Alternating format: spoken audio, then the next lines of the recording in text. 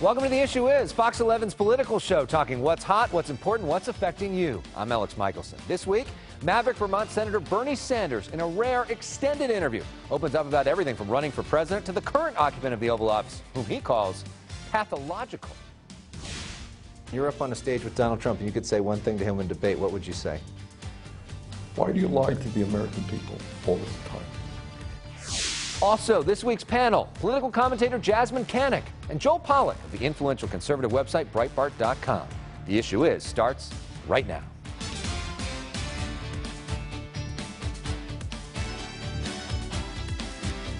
Let us be lovers, we'll marry our fortunes together. 2 years ago, our country was at a crossroads, and millions of Americans chose the path blazed by independent Senator Bernie Sanders. Well, we all know how that turned out, but Senator Bernie Sanders never really went away. In fact, he's newly energized and roaring back. Earlier this week, I sat down with the senator here in Southern California. We talked about a variety of topics, but I began by asking, where does he see the future of the progressive movement? Yeah, you're relaxed and comfortable. I see it going nowhere but up, and I'll tell you why. On virtually all of the major issues facing our country, and that is raising the minimum wage to a living wage, pay equity for women, rebuilding our crumbling infrastructure, making sure that healthcare is a right for all people, not just a privilege, making public colleges and universities tuition-free, common sense gun safety legislation, immigration reform, criminal justice reform. You know what? Vast majority of the American people think we've got to move forward on those issues. You tell me how many people you know think we should give tax breaks to billionaires and cut Medicare, Medicaid, and Social Security. So we have the agenda, and I think the grassroots movement all over this country is moving forward pretty aggressively. But you don't have the votes right now. I mean, the huge revolution all across the country, all the rallies, and yet Republicans get in there and they pass a tax cut, which just increases income inequality. Well, that's absolutely right. And that is why we are working very hard, why I am working hard, why progressive organizations all over this country are working hard to get people involved in the political process, to make sure that we significantly increase our voter turnout. Do you know that in 2014, when the Republicans won a landslide victory, that was the lowest voter turnout since World War II in a midterm election? It's unbelievable. So we've got to get people involved. And what you are seeing right now is people running for office. And what pleases me very much is you're seeing people running for office, women, people of color, young people, for the very first time. So we are seeing, I think, the beginning of a political revolution, and that's what has got to keep going forward. Speaking of running for office for the very first time, you've been running for office for several times. Right. We've, you know, across California, there was so many supporters of you, more delegates from here than anywhere else. And let me just tell you something. Yeah. You know, when I think back about that campaign, one of the most exciting parts was just running up and down this beautiful state and seeing so many people. And I appreciate the support we received. And I was with you for many of those trips. And the thing that so many of those people are saying now is they want you to run again. What do you say to them? Well, what I say is that, and I say this from the bottom of my heart, is right now I am focused on 2018. I just announced recently that I'm going to run for re-election to the U.S. Senate from my state of Vermont, and I'm going to do everything that I can to see that progressives all across this country get elected, not only to Congress, but to statewide offices, to state legislatures, to city councils, etc. We need to grow the progressive movement. I'm focusing on that right now for 2018. But why not run? Well, maybe not. We'll see. I mean, I think the most important thing to be thinking about in the future is who is going to be the strongest candidate to defeat Donald Trump, to end one-party rule that currently exists in Washington. So we will see, but it really is. I know media likes to talk about it, but right now we've got a very, very important election coming up in November. Let's focus on that. If that was you, though, and you're up on a stage with Donald Trump and you could say one thing to him in debate, what would you say? Why do you lie to the American people all of the time?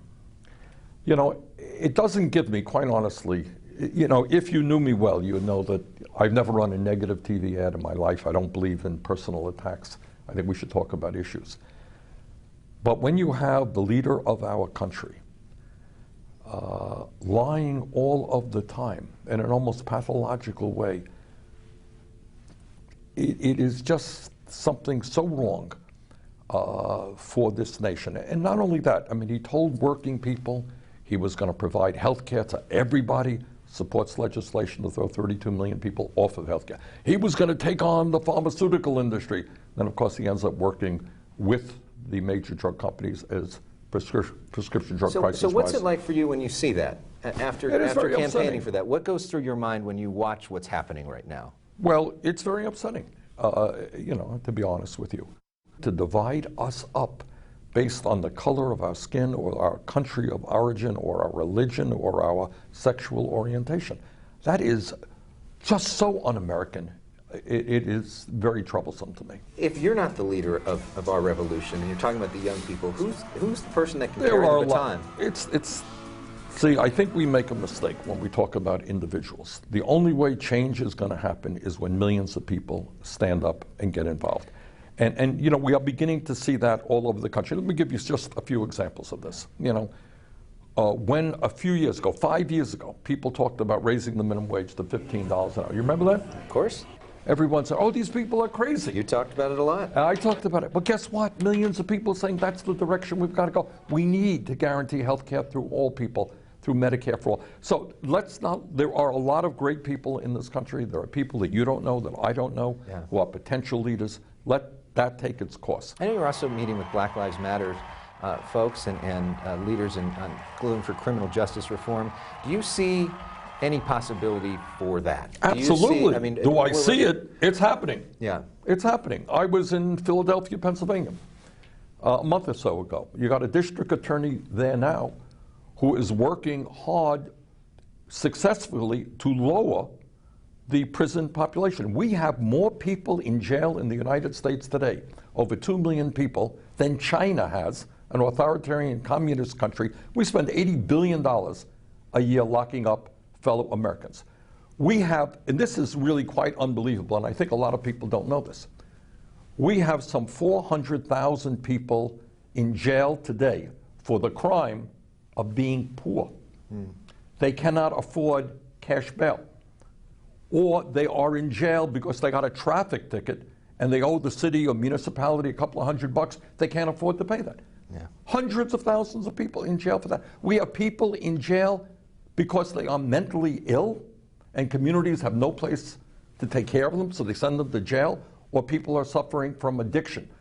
So we have a criminal justice system that is broken, it is dysfunctional, it is racist in many respects. And are your supporters who say if you would have been the nominee, you'd be president right now, right?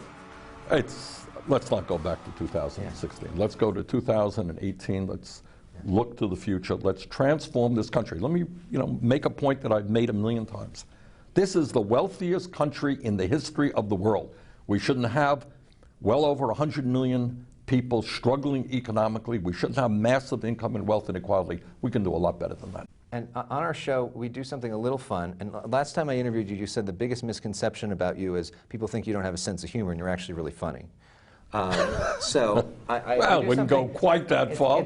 It's called Personal Issues. It's just a few questions that are fun, sort of random things that are kind of to get to know you a little bit. We do it for 30 seconds, okay? Just the thing I love to do. How do you know what I love to do? This is the serious issues facing America. We've done them, right? All right, okay. Let's get on to what makes TV what it is. What's your well said. What's your favorite vacation spot? You know where it is? Actually, we go near Desert Hot Springs here in California. My wife and I have been going there for many years. Good choice. Favorite book? My favorite author is Bill McKibben, who has written a number of environmental books. He happens to live about 30 miles away from me in Vermont. Who's your role model?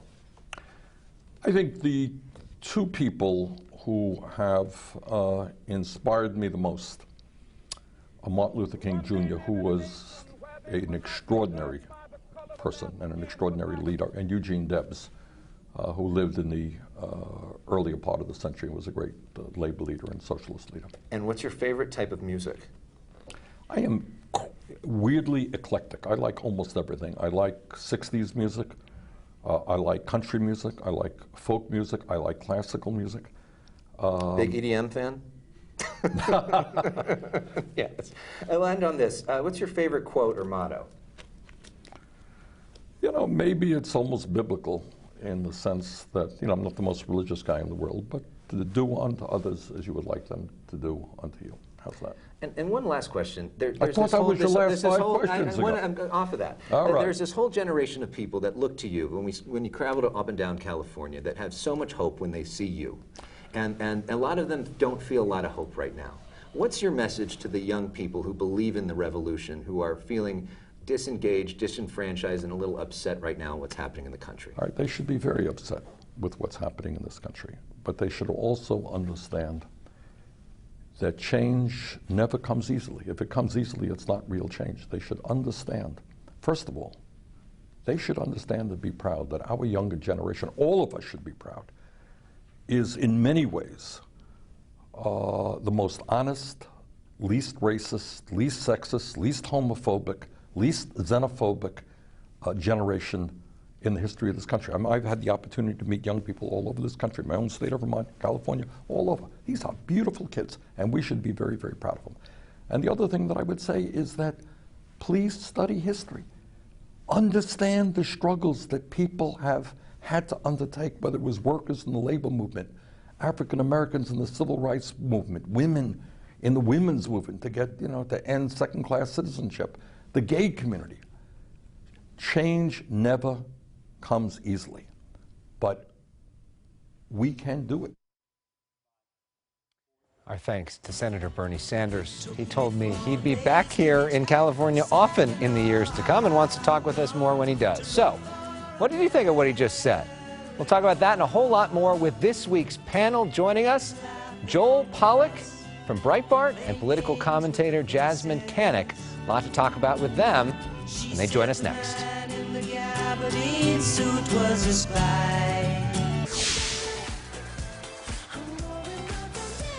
The weekend is here. It's a beautiful shot of the Santa Monica Pier. Welcome back to The Issue Is. Our panel of experts just watched our interview with Senator Bernie Sanders, just like you. And they're here with what I'm guessing are some different reactions. We welcome political commentator Jasmyne Cannick and Joel Pollak of Breitbart.com. Welcome to you both. Jasmyne, let's start with you. I know you spoke at an event that Bernie spoke at last week. What'd you make of what he just said?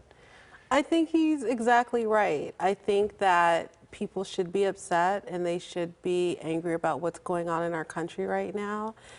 But we need to figure out how we harness that anger into action. These days, we have a lot of anger on social media, a lot of tweets, a lot of posts, but that doesn't necessarily equate to votes on Election Day.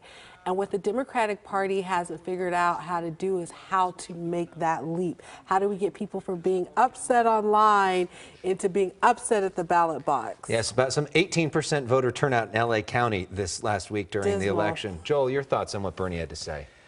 Well, the problem Bernie Sanders has is that things aren't actually going that badly in America. In fact, they're going very well. You have black unemployment lowest ever, Hispanic unemployment lowest ever, overall unemployment lowest in almost 50 years, and working class people doing very well. There's a lot of economic confidence. So it's harder to sell socialism when people are doing pretty well from the free market. And under Trump, the market has grown, and that's starting to create jobs, to drive up wages, to raise incomes. He definitely has a connection with the grassroots, and there are people in the Democratic Party who feel that their party didn't fight hard enough, they chose the wrong candidate, they were excluded. And that's where I think he still has resonance. But I think that's more a question of what goes on inside the Democratic Party than it is about the country. Yeah, and he didn't want to get into that sort of Bernie versus Hillary battle, which is still going on in the Democratic Party. How do you see that playing out? Is there anybody in the Democratic Party, whether it be Bernie, whether it be Joe Biden, whether it be Kamala Harris, who could actually bring those two sides together? I'm sure there is someone. I haven't found that person yet. I haven't seen that person emerge yet. Hopefully they will emerge soon. There's a lot of work that needs to be done. People are still upset from the election and haven't been able to move forward yet. And we need to. We have some very serious and important elections coming up. Do you think that person exists for Democrats? Not yet, but if we've learned anything from 2016, it's that you never know who's going to come along. I mean, who would have said in 2013 that Donald Trump would be the nominee in 2016? We've got 3 years to go. a lot of things can happen. Well, a few years ago, you would have never imagined this picture of Donald Trump and Kim Kardashian in the Oval Office together. We had a commutation because of that of Alice Johnson. What did you make of that? Oh, wow, that's a loaded question. I'm so happy that Ms. Johnson is out of prison. I'll start with saying that. But I will also not give Kim Kardashian all the credit for it, because there were a lot of people over a good number of years that worked really hard on Alice Johnson's case. Those were the same people who made it for Kim Kardashian to even find out about it on social media. What I will say is that we have a president who is moved by beautiful women.